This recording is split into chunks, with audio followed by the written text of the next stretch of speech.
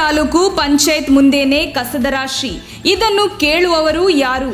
ಪ್ರತಿದಿನ ಯಾವುದಾದರೂ ಸರ್ಕಾರಿ ಇಲಾಖೆಗಳಿಂದ ತಾಲೂಕು ಪಂಚಾಯತ್ ಸಭಾಂಗಣದಲ್ಲಿ ಸಭೆ ನಡೆಯುತ್ತಲೇ ಇರುತ್ತವೆ. ಇಲ್ಲಿಗೆ ಬರುವ ಎಲ್ಲ ಅಧಿಕಾರಿಗಳು ಕೂಡ ಸರ್ಕಾರಿ ಅಧಿಕಾರಿಗಳು. ಆದರೆ ತಾಲೂಕು ಪಂಚಾಯತ್ ಮುಂದೆ ಬಿದ್ದಿರುವ ಕಸದ ರಾಶಿಯನ್ನು ನೋಡಿಯೇ ಇಲ್ಲ ಅನಿಸುತ್ತೆ. ತಾಲೂಕು ಪಂಚಾಯತ್ ಪಕ್ಕದಲ್ಲಿ ತಾಲೂಕಿನ ಬೃಹತ್ ಕರ್ನಾಟಕ ರಾಜ್ಯ ಸಾರಿಗೆ ಸಂಸ್ಥೆಯ ದೊಡ್ಡ ನಿಲ್ದಾಣವೂ ಕೂಡ ಇದೆ. ಜೊತೆಗೆ ನಿನ್ನೆ ಕೂಡ ಸರ್ಕಾರಿ ಗ್ರಾಮ ಪಂಚಾಯತ್ ಅಭಿವೃದ್ಧಿ ಅಧಿಕಾರಿಗಳ ಸಭೆಯೂ ಕೂಡ ಆಗಿದೆ. ಆದರೂ ಕೂಡ ಯಾರ ಗಮನಕ್ಕೂ ಬಂದಿಲ್ಲ. ಇವರೆಲ್ಲರೂ ಕಸದ ರಾಶಿಯನ್ನೇ ಸ್ವಚ್ಛತೆ ಎಂದು ಭಾವಿಸಿದ್ದಾರೆ ಅನ್ನಿಸುತ್ತೆ. ಇದರ ಬಗ್ಗೆ ಗಮನ ಹರಿಸುವವರು ಯಾರು? ಸರಿಪಡಿಸುವವರು ಯಾರು?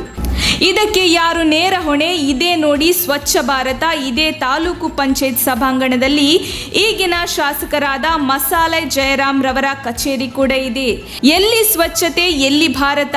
ಇದಕ್ಕೆ ಯಾರು ನೇರ ಹೊಣೆ ಎಂದು ಸಾರ್ವಜನಿಕರು ಪ್ರಶ್ನಿಸಿದ್ದಾರೆ. ವರದಿ ಸುರೇಶ್ ಬಾಬು ಎಂ.